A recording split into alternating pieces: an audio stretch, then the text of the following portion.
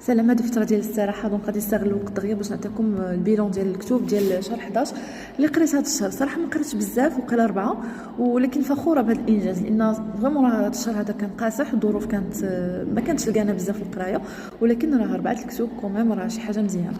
فانا كنتقاسم هاد الكتب باش اللي بغى يقرا شي كتاب ولا شي حاجه ياخذ فكره، سينو نتبادلوا افكار بلي كنتو قريتو نفس الكتاب نهضروا. الوغ الكتاب الاول كان هو بيع نفس بشريه، هو مجموعه قصصيه في 3 ديال القصص، وحده عجباتني وجوج ما عجبونيش الصراحه بزاف، جاتني طريقه الكتابه ممله شويه.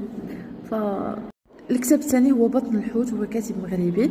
فهذه روايه عباره على فانتازيا، بحال واحد الحلمه ديال مور العصر طويله، فهي زوينه ولكن هي جاتني ممله صراحه.